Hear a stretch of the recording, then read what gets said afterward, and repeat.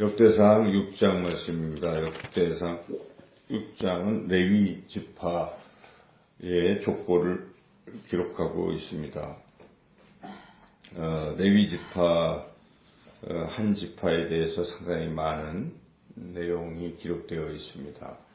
그래서 레위 지파 중에서 또한 그 아론의 자손들, 즉 그 대제사장의 계보를 먼저 1절에서 이렇게 15절까지는 그 대제사장 계보가 먼저 나오고, 그 느부갓네살의 이게 이제 패망할 때까지 이렇게 끝까지 쭉 그 족보가 기록되어 있고, 그리고 이제 레위 자손 전체 지파, 그래서 게르손, 그핫, 무라리, 레위의 세 아들들 각각의 또 족보들이 쭉 이어지고, 31절부터는 특별히 찬양하는 사람들에 대한 또 족보, 뭐 헤만이라든지 고라라든지 이제 그런 우리 시편에도 나오는 이제 그런 사람들, 그런 찬양하는 사람들의 또 후손, 그 족보가 이렇게 쫙 나오고, 아론의 자손에 대해서는 한 번 더 또 반복되고 있기도 합니다. 그리고 이제 54절부터는 그까지는 그들이 정착했던 정착지가 어딘가, 이제 그것까지 이렇게 소개하고 있죠. 그래서 전체적인 내용이 그런 내용인데, 우리가 먼저 레위 지파는 처음에는 좀 아주 좋지 않았습니다. 하는 행위들이. 그러나 나중에는 끝까지 충성했던 지파다, 우리가 그걸 알 수가 있는데, 레위는 이제 야곱의 셋째 아들이죠. 그래서 야곱이 사랑했던 사람은 라헬이고, 그냥 처음에 라반에게 속아서 결혼했던 여인이 레아인데, 레아에게서 났어요. 처음에 먼저 결혼했으니까. 루벤도 그렇고, 시므이도 그렇고, 이 레위도 그렇죠. 그래서 그쪽에서 난 지파였는데, 딸 디나가, 야곱의 딸 디나가 세겜 족장 아들에게 이렇게 추행을 당하고 뭐 이렇게 됐죠.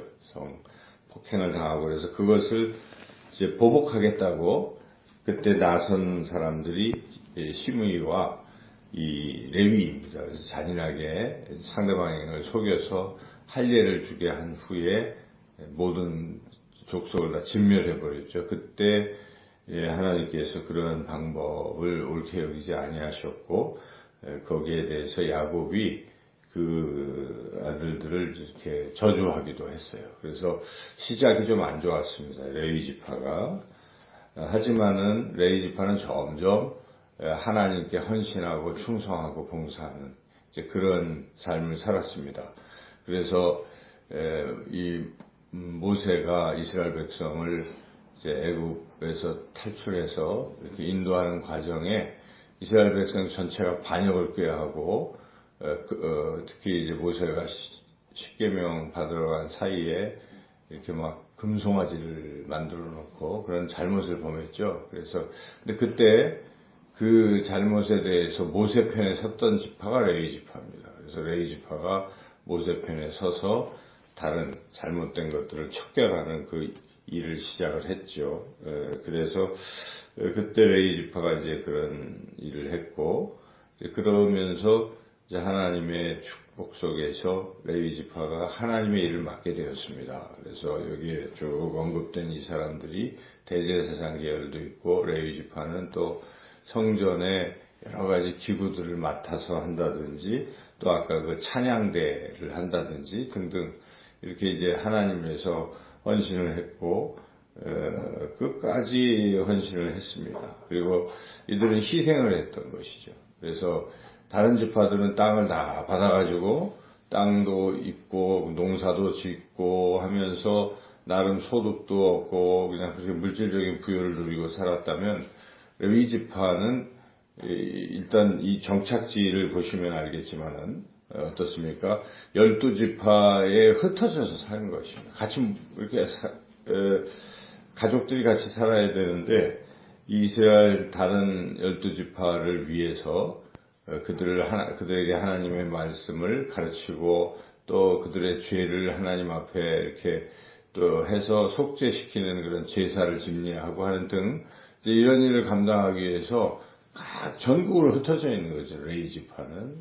그래서 그것도 일종의 희생의 삶이라고 볼 수가 있습니다. 그래서 레위 지파가 지금 그렇게 흩어졌다.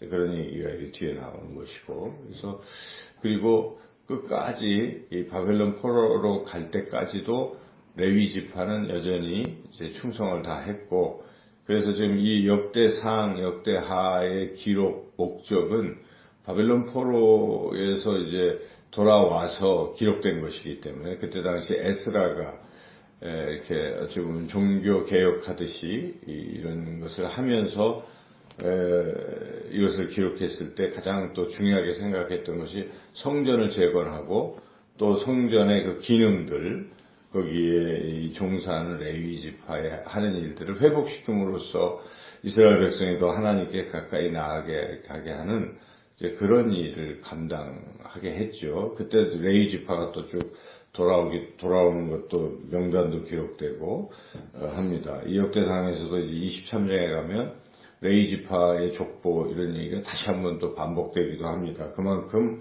이 역대상하의 저자인 에스라는 이 레위 지파의 역할을 중요시했고 이것은 곧 이스라엘 백성이 하나님께로 돌아가게 하는 그런 역할이 중요하기 때문에 이 레위 지파를 이렇게 잘 기록하고 있는 거죠. 그래서 우리가 이 전체적인 이 레위 지파를 생각할 때 그들에게서 우리가 배워야 될 것은 그들의 헌신 또 그들의 희생에 있다 하는 것이죠. 하나님의 백성들을 위해서 헌신하고 희생하는 이런 모습을 우리가 본받아야 되겠다는 것이고 우리는 다 제사장이라고 베드로전서 2장 9절에 너희는 택하신 하나님의 백성이요 거룩한 하나님의 나라요 또 제사장이다. 이렇게 베드로를 통해서 우리의 신분이 어떤가를 말씀해 주셨습니다. 그래서 꼭 목회자만 그렇게 하는 것이 아니고 우리 모든 하나님의 자녀들은 다 제사장의 역할을 해야 된다는 것입니다. 제사장이라는 것이 무엇입니까? 제사장은 이 백성들을 대표해서 하나님께로 나아가서 그들의 죄를 하나님께 이렇게 사함 받도록 하는 길을 여는 것인데 그것은 이미 우리 예수님께서 대제사장이 되셔서 우리의 모든 죄를 짊어지시고 스스로 속죄 제물이 되셔서 이 죄의 문제를 해결해 주셨기 때문에 우리가 그 죄의 문제를 해결하는 것은 아니죠.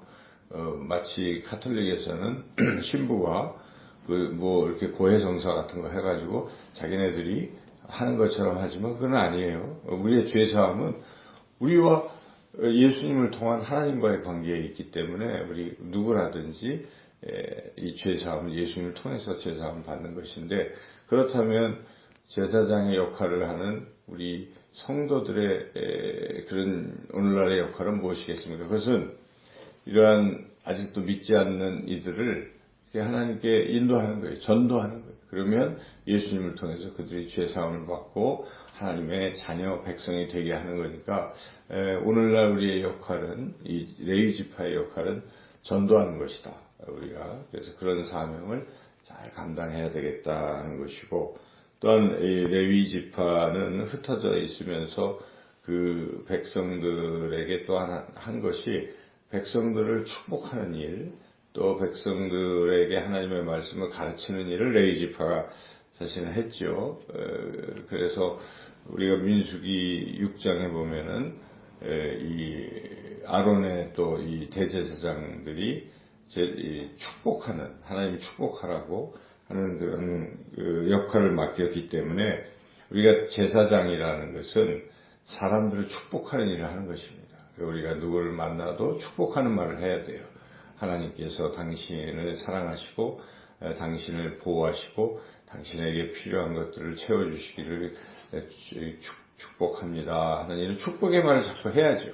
저주의 말을 하거나 멸시하거나 이런 건 잘못된 것입니다. 우리가 하나님의 자녀들은 항상 사람들을 축복하는, 그들을 위해서 기도하고 또 그들에게 축복의 말을 해주는 것이 도리죠. 그리고 또한 말로만 그렇게 하는 게 아니고 우리 삶에서 그들에게 사랑으로 또 헌신하고 나누고 하는 이런 역할을 또 감당해야 된다는 것이죠. 그래서 하나님은 우리가 하나님을 사랑할 뿐만 아니라 이웃을 사랑하라는 그런 또 말씀 주셨습니다. 그래서 우리가 이 제사장의 역할이라는 것은 사람들을 하나님께로 전도하고 인도하는 것, 또 그들에게 하나님의 사랑을 실천하는 것, 그런 것입니다. 그것을 위해서 이 레위 지파처럼 때로는 흩어져 그들에게 다가가고 우리의 삶을 희생하고 헌신하는 것, 이걸 원하시는 것입니다. 그래서 하나님께서